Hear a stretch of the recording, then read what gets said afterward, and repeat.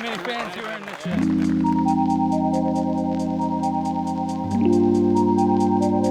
All right, everyone. Welcome back to MDG Media. This is round 2 from EUROTOUR stop number 3, the Krokhol Open. Just 30 minutes south of Oslo, Norway, at the number 2 ranked course in the world. We've got Paul McBeth tied for the lead. What's up? I'm also here. Elias Luukkonen doing it with Nate Perkins, as we said. Paul McBeth, 6-time world champ, on his European swing, trying to get hopefully another win that he already has one of on this Euro Tour. Obviously Bradley Williams, one of the smoothest players you're ever going to see, also from the US.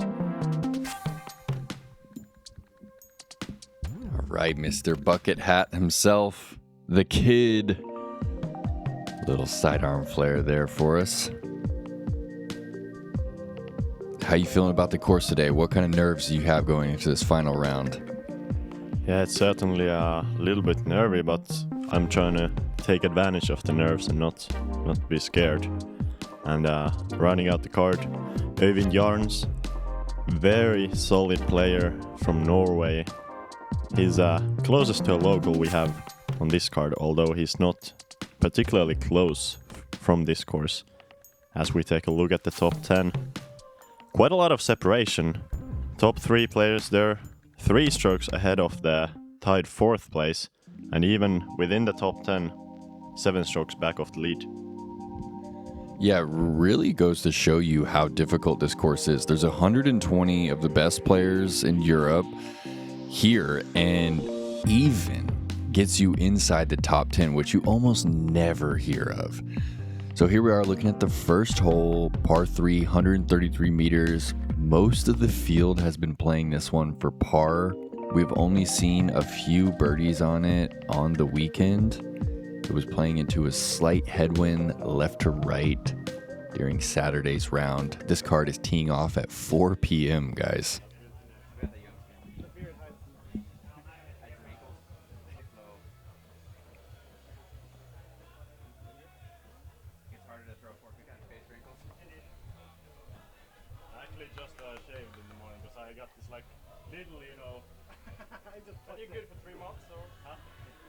World champion, 3-time US PDGA champion, the undisputed GOAT of disc golf. Please welcome to the team, Mr. Paul McBeth. Some really good energy out there on the course today. I believe there was around 500 spectators, and they were very energetic and very audible. That was fun to play with such a good crowd. As we see Paul on this first hole going for the high hyzer, going a bit more aggressive than the first one, trying to possibly get that birdie, although he does come up a little bit right of the basket and gets the very expected roll away of the steep hillside with that hyzer angle. But he's gonna have a relatively simple approach from there to get his par.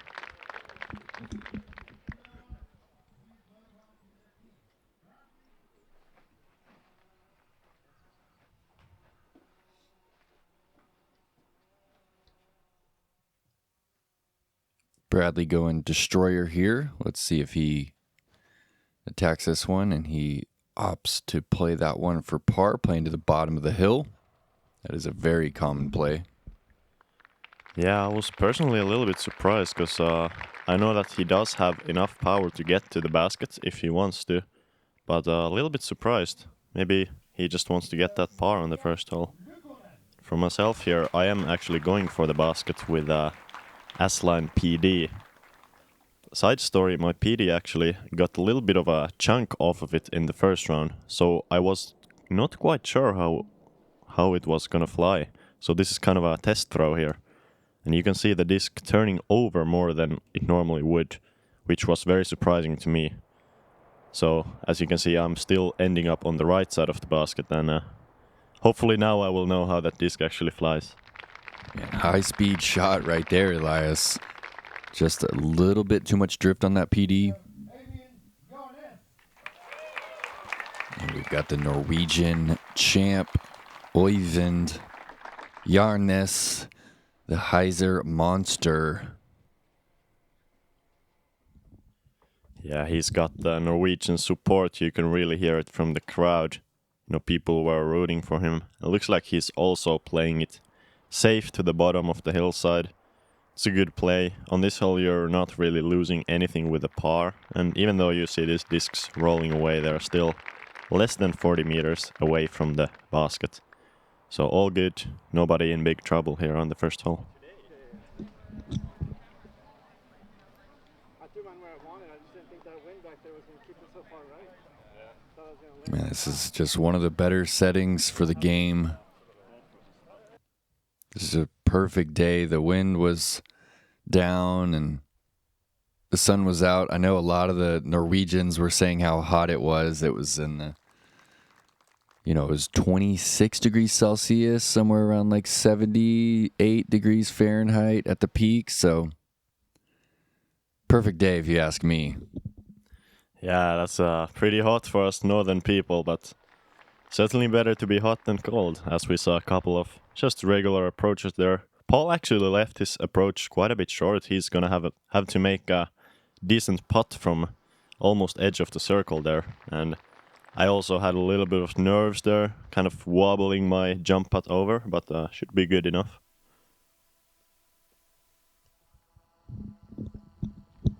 Bradley gets to take the liberty of just putting that one up there. He's inside the bullseye.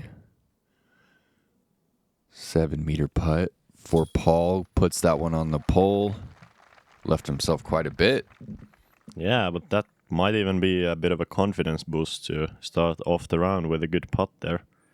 And same thing for Øyvind here. Hopefully gonna make this from 6 meters. That's a solid stroke there. Not taking too much time, and myself also here from around 5 to 6 meters. Very nervous at this point. You can maybe see it on the stroke, but luckily it stays in, even though it's on the left side. Yeah, so after all these years, you still feel the nerves, huh? Yeah, certainly, but I've tried to learn taking good use of those nerves and actually get some advantage from feeling nervous. And I can certainly feel that I have a way better focus when I'm a little bit nervous. So I think it's actually a good thing, and really looking forward to playing in this big opportunity. All right, heading over to hole 2. We continue to climb this hill here at Krokhol. It's 202 meters, probably plays closer to 220. It is a mash up this hill. You want to crest the little hump right there and get to this flat ground here. If you do that, you're left with just over 100 meters into the pin. There's OB all along the right side of the fairway, and it kind of wraps into just outside the circle as we get over by the basket. And then you can see this green is severely sloped from right to left. It begins the theme out here at Krokhol of rollaway potential on nearly every putt.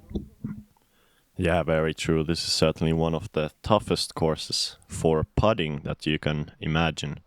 Even on this hole, though, the green is relatively flat, but it's very much sloped.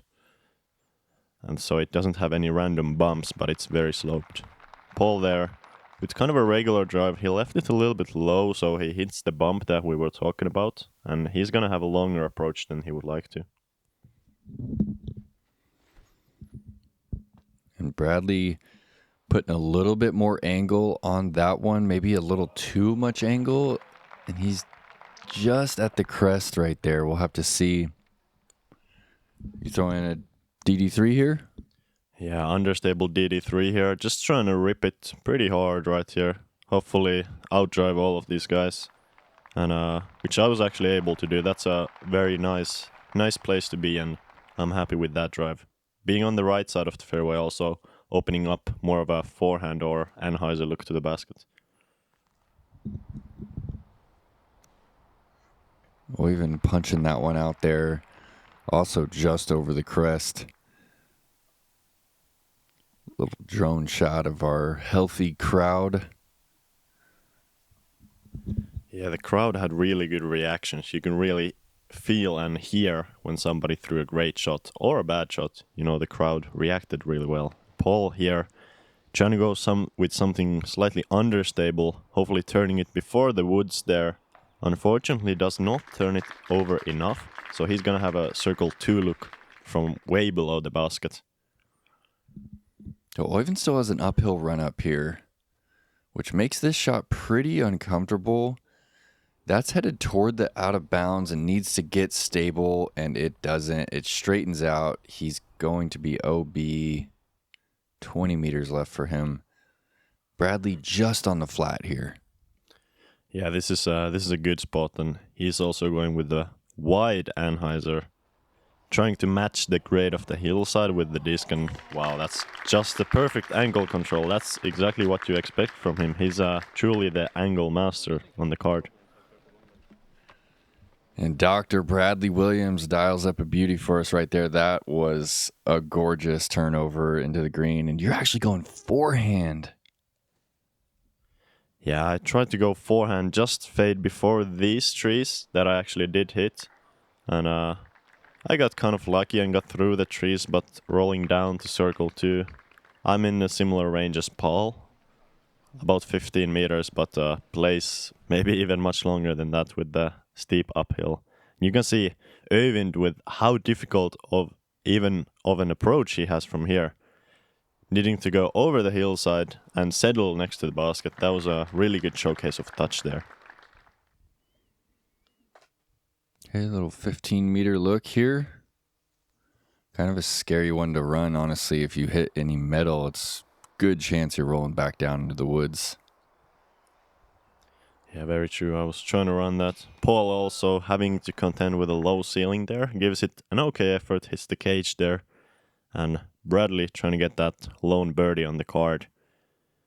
That's a really well done, pushing himself into that solo lead early on the round. That's a really good start, especially since hole 1 is mostly a par hole, and this is really the hole you want to start your birdies on. Myself, another kind of a nervy putt still, but made it in the middle, and I'm very happy with that start. You know, not taking any bogeys, even with the nerves, is I feel like that's good for me for this situation.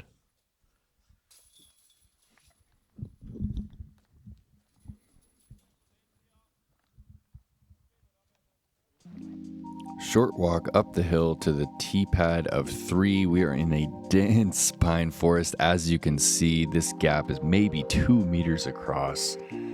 For the first 3/4 of the flight, it is a daunting tee shot. It's up on this ridge too, so if you hit and kick left, you're actually headed down the entire cliff, and there's a relief area that it doesn't add a stroke, but your disc is gone. It's down the cliff, and then you take a drop and you're throwing 2. Very interesting rule right here on the 3rd hole. We have not seen a lot of birdies here on the 3rd. Yeah, it's a super precise hole. Your angle control has to be almost perfect in order for you to get inside putting range on this hole. That's no problem for Bradley though, as he's a super good thrower with these slow discs. Just turns it over a bit and hits one of the latest trees on the fairway. And that's still gonna be okay. Pretty easy par from there. So par is actually surprisingly good on this hole. It's one of the more difficult holes to birdie, I feel.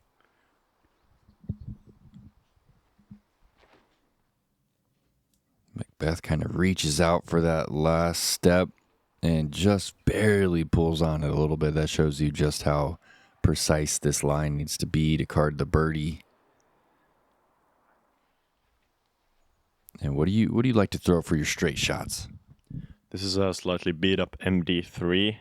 I hit the angle really nice, but it was just half a meter too far left and kinking pretty far to the right side of the fairway. I still have about 45 meters to the basket from there. So certainly not ideal there. But as I said, very difficult gap to hit and very difficult hole to birdie.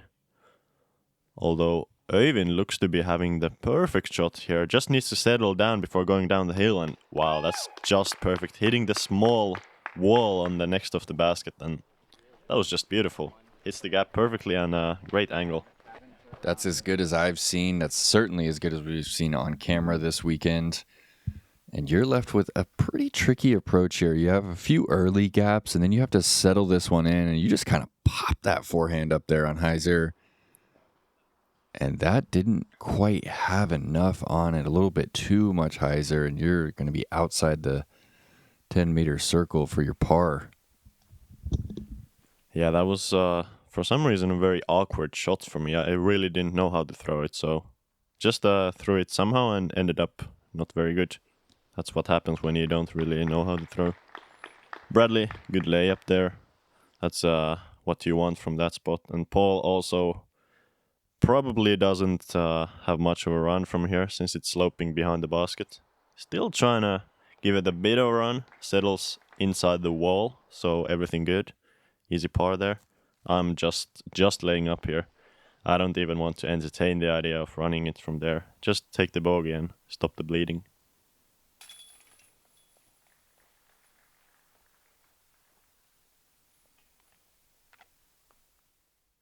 So when you're on this lead card, Elias, and you par the first two and then you bogeyed the third, like what's going through your mind?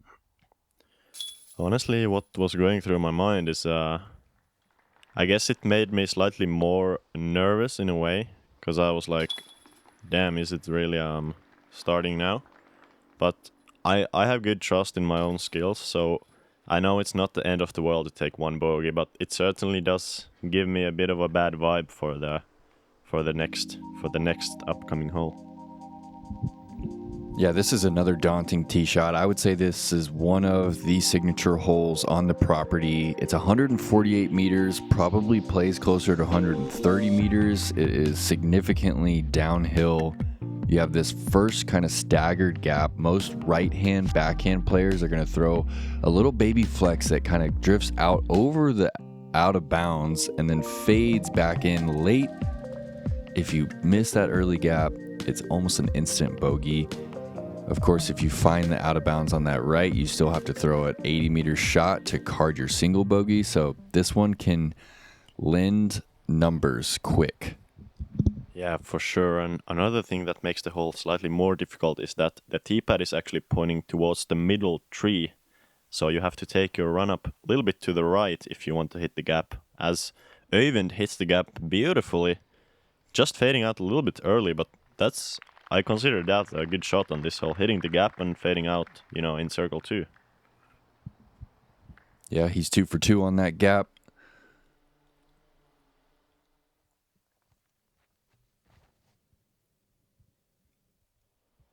I believe Bradley is throwing a Firebird here. Yeah, I think so, and he was actually very unhappy with that shot. I thought it was really good when he hit the gap with a pretty flat angle, but apparently he was trying to put it much more right and with more anhyzer. As we see Paul doing a similar mistake, fading out early, but that is certainly the mistake to make on this hole when there's the OB right and the early gap. Fading out early is really not that bad, since you're almost always still in circle 2 if you do that.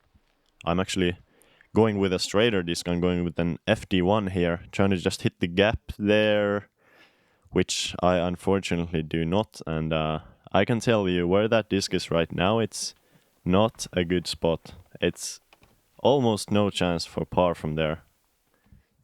So you were actually going with that middle gap. I haven't seen anyone attack that line. Yeah, I have to admit I actually was not going for the middle gap. It just came out super early. And you can see I had a super small gap from there. Able to get it to circle 2, fortunately. Possible still to save par from there, but at least hopefully getting only a single bogey there. As we see Bradley with an okay attempt from circle 2. Good speed control there. And I'm going really aggressive with this putt, trying to make it in. Unfortunately, just sailing wide, and I actually put that a little bit far away. It's still about 7 to 7.5 meters away, so still a bit of a nervy putt left. Couple more circle 2 bids for the birdie. Øyvind comes up just a little short. Pretty calm flag right here for Paul. Oh, he thought he cashed it. Gets the band. It's always a terrible feeling when you put it online. You get that band at the last minute. Yeah, that's true. And as I make my putts from 6 meters, Paul has already had a couple of those C2 putts hit the basket but not go in. It's let's see if he can fix that in the future during this round. Especially since these greens are gonna get much more difficult when we go further into the round. You know, there's gonna be more sloped greens with more severe slopes. So once you get these first 4, you're kind of headed into a sequence of holes that a lot of people are scoring on.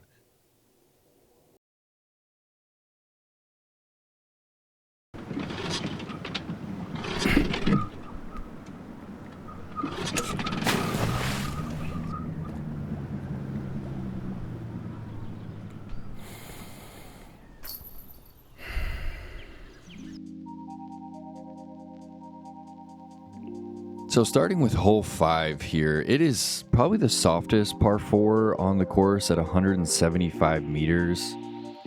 There is OB all along this left side. The right-hand player is going with a turnover that is just over the OB for a bit and finishes off to the right. Some players are actually looking to flex this one back and get even closer to the pin. We've had a few people this weekend get inside circle 2. It's a mash, but it's there. Yeah, and Paul actually before this hole he said that he's gonna go for the 2 here. I asked him if that was a challenge, and he said yes. So me and Paul are both going, at least trying to go for the green here. And I'm sure both of us with less than ideal starts are having some of that extra power on the drive. I love that insight there, Elias. Øyvind going with that safe play. That is in a prime position. And Bradley also opting for the forehand. Just a little setup shot here. Going destroyer. A little shorter, but it's still prime. I mean, he probably has 80 meters into the green. Yeah, that's just a perfect play, you know.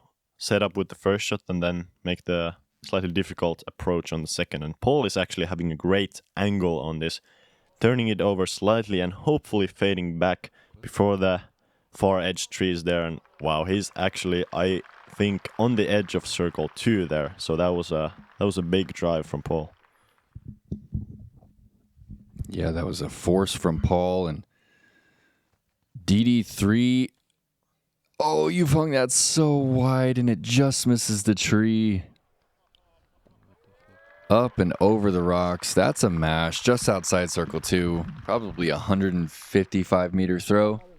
Yeah, I'm very happy with that. Even with the slight branch hit there, able to continue forwards, and I have a jump at approach from there. Let's see if Bradley can show some of that insane angle control that he has. Very important on this green. You need to land soft in order to stay close, as he does. 10 out of 10. Another beauty from Bradley. Wow. Yeah, that was beautiful. That was really beautiful. You see many players going forehand from here, but Bradley, more of a backhand touch player. Øyvind actually went long last round here. Almost the next tee pad, and going with a similar shot. Looks a bit fast. Wow, he's inside the basket for the eagle. That's an incredible eagle there, especially after going for the safe shot off the tee. I'm giving him some love. That's an incredible shot. One of the shots of the tournament for sure there. Yeah, the basket just totally got in the way of that shot. It was headed down the hill, and whew, the energy's just popped at Krokhol. You could hear this crowd of 500 plus just roaring. We were on, a later hole and totally thought that there was a hole in one out there, but this makes sense. Øyvind getting himself to 6 under par for the event. He is in contention. Yeah, that was a great throw and really good I'd almost say a good break for the basket to get in the way of the disc, because that was going 100% down the hill. But yeah, looks like our card actually has a chance to play this hole 5 under with only 4 players, if me and Paul can just tap these short putts in here. So, really good play from the card here. It's, as you said, one of the easier holes on the course, but I bet no other card would go 5 under on this hole. I believe you're right on that one. I believe that is our first eagle of the weekend. And a short walk here to the 6th. It is a technical turnover par 3, just 100 meters. Very touchy backhand turnover here. The flick does play. It's not as severe of a left to right to force you into that turnover. Most players are going to throw kind of a neutral mid-range. You're trying to just get back to flat and scoot up to this pin. You really don't want to air this one out all the way because there's a pretty severe drop-off behind this basket. Yeah, for sure. And that comes into play with the drive, but especially comes into play with the putt. And Øyvind is actually going to show the forehand route here. Having pretty good success so far with the forehand in the last hole. And he actually skips over the ridge and he's rolling down towards the next tee pad. So I believe he's on the edge of circle 1, but about 5 meters below the basket. That really tells you how steep that slope is.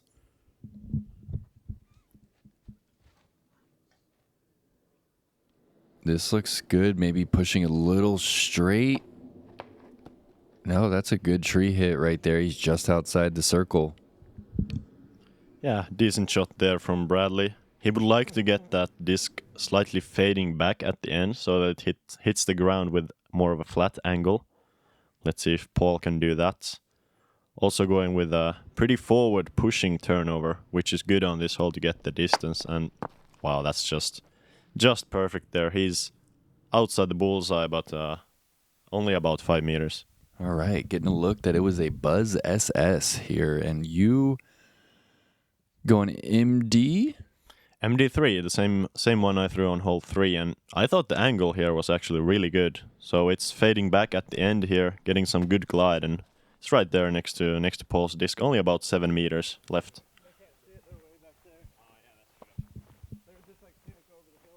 This card is getting into their rhythm.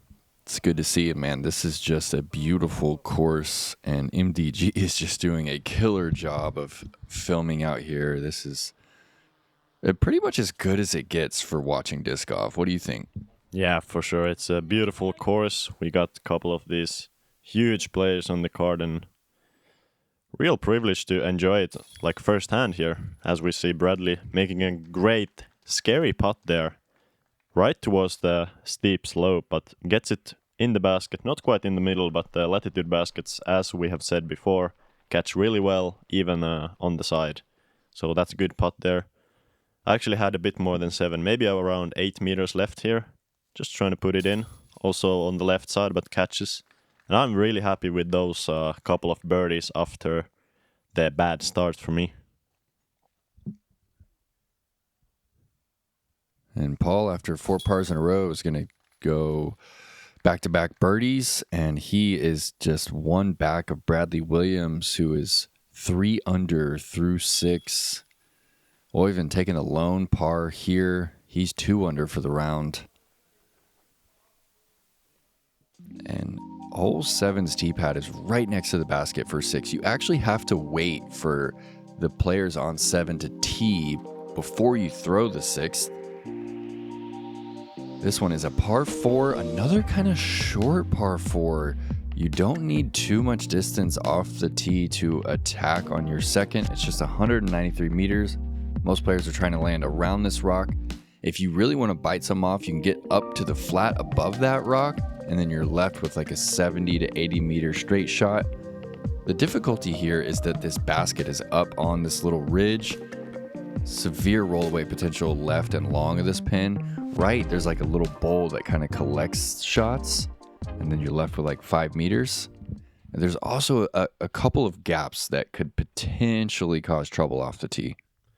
Yeah, there's this one middle tree you see on the screen here. Most players are actually trying to go right of it with this hyzer line that Bradley is showing us.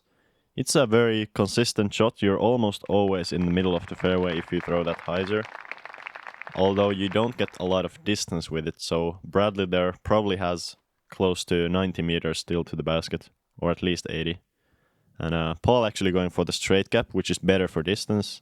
And with his angle control, it's really no problem there. You can see he is getting almost a full flight there, even with a low shot. And that's perfect position, just a standstill putter shot from there.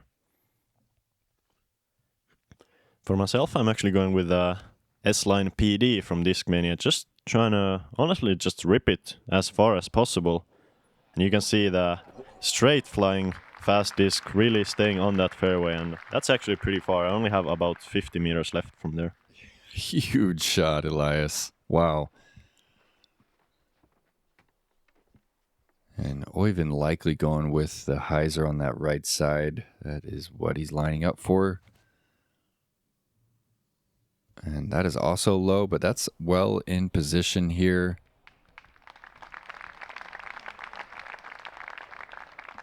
He might be slightly... If you're right here, you're slightly blind to this pin. You can just make out the flag. You kind of have to trust your practice to know that distance. Yeah, exactly. And as we see Bradley, another good touchy shot there, really controlling that angle, not letting the disc go left, which is good. He's on the right side, which is, as we said, a little bit safer. Øyvind here, kind of challenging that left side, which is very risky on this hole. And you can see how fast he went down the hill there.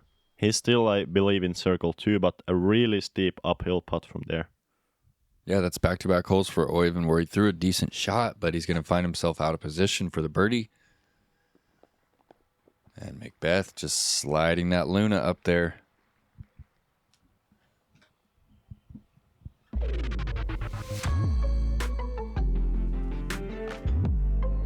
Ooh, little drone replay for this Luna shot. Down with it.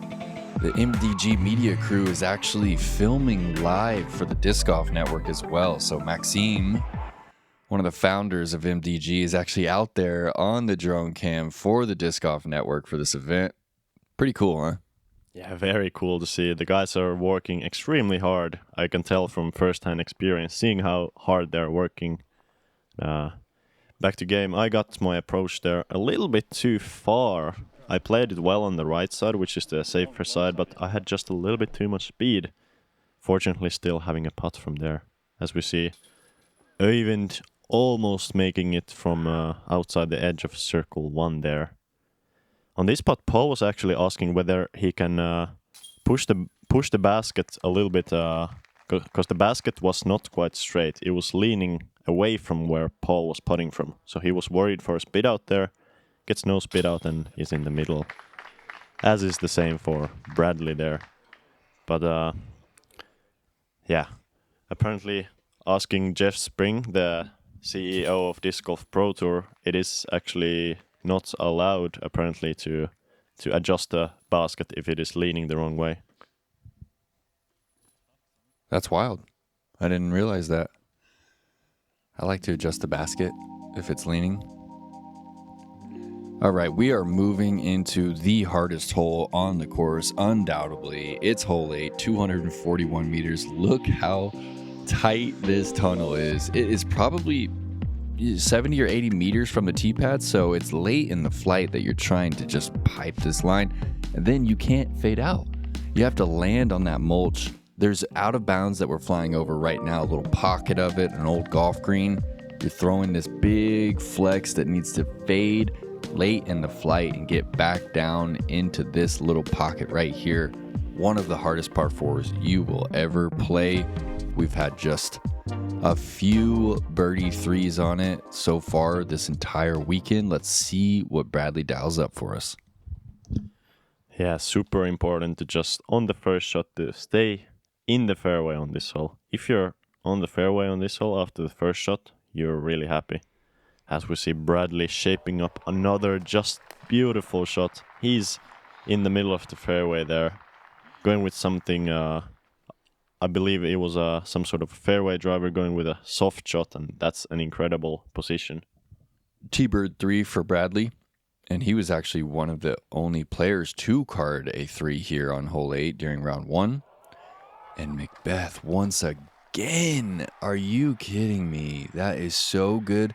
It faded out just a touch too much at the end, but he should still have the angle. Yeah, that was a great shot. And I'm once again going with my PD that used to be stable, but with the big chunk coming off the disc, I still try to trust it, but turning a little bit over to the right. And I actually have a line over the fairway of hole 10, so going completely a different route than these other guys for the next shot. I was slightly wondering if anyone was just going to go huge over the top and potentially play into that other fairway, or potentially play like around the Mando and up the fairway of hole 11. Yeah, I believe that certainly went through my mind at some point in practice, but I felt like it's so difficult to imagine another line than just a fairway. As we see myself, I'm trying to go over these trees on the right side. I don't quite get over them. I left my shot a little bit low there, so I still have about 80 meters to go, but I'm above the basket to the right, so it's not a bad position there. Bradley, ideal spot, looking to flex this destroyer out and then fade back. And he's pulled it just a little on the right side. That's a quality shot and missing on the correct side. If you fade out too early, it can lend you a bogey. Yeah, very true. The left side woods are very thick on the edge, and even if you go inside the forest, you have a lot of trees to contend with. As you see, Øyvind fading out early, and he's going to have a really tough time approaching to the green from there. So Paul forced to go with the standstill here, and that is unfortunate after that drive. And he's in the pocket, and that looks like to be just outside the bullseye. Whoa. Yeah, I believe he did actually skip a little bit long, so still going to have a difficult putt. I was going with an overhand here, trying to just get it over the trees and hopefully drop it to the gap, but I'm a little bit long. I'm right next to those banners, but on the edge of the wood line, so it's still a difficult approach from there. As you see Øyvind going through the trees, you can just see how tight the gap is that he went through and hits some of the trees there, and he's going to have a short C2 look there. Yeah, Bradley just opted to lay that one up. He's clean so far through the front. This is tricky, and this is really a big shot right here. This is your 4th shot. You need to get up and down for a single bogey. Well done. Yeah, that was, I believe, my most difficult shot of the round so far. Had to go with a lean-out overhand through the trees there. And Paul here to get that elusive birdie on this hole. Let's see what he does. Not a great run there. Kind of a late release, but par is really good on this hole. Man, that was an unfortunate little roll to push him down to the edge of the circle. Oh, Øyvind had a clean look and just pushes it to the right side of the chains, and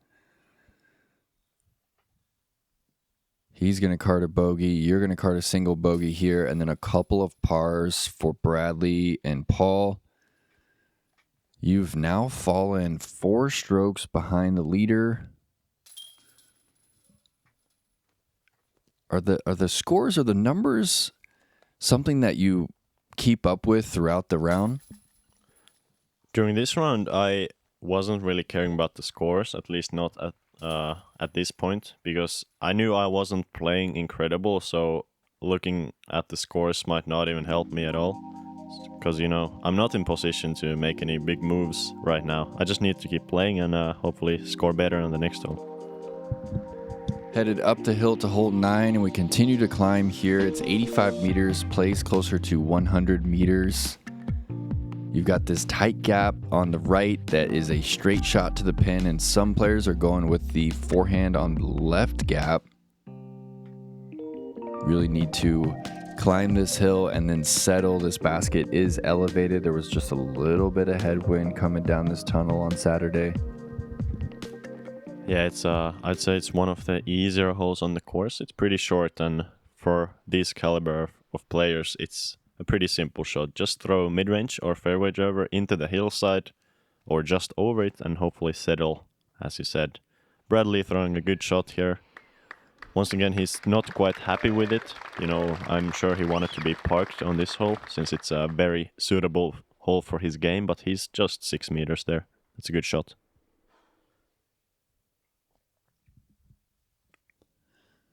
Paul going Athena here, just pulls it slightly and skirts past that last birch tree. That's in the bullseye. Yeah, pretty much perfect shot there, challenging that right side trees, but coming left before them. For myself, I'm going with an FD1, neutral to fading fairway driver. Looks like a bit of an early release, but that's actually the line I was going for. Just a little bit soft there, so I will have circle's edge look for the birdie there.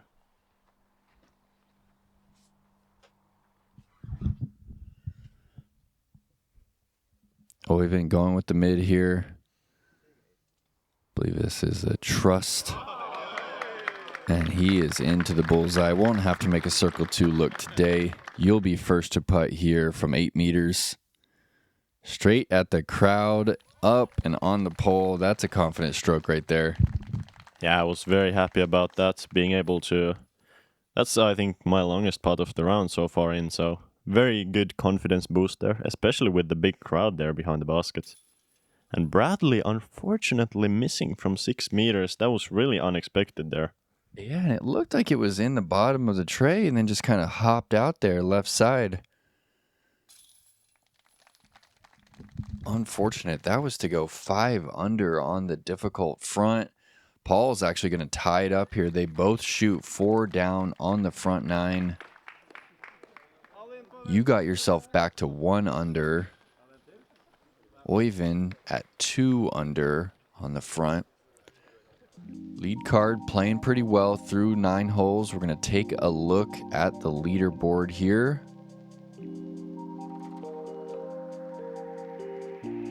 Taking a look at that top 10. Not much movement. Miro moves ahead of Øyvind. Silver shooting pretty well on the front. Pekka and Jakub shooting a 5 down.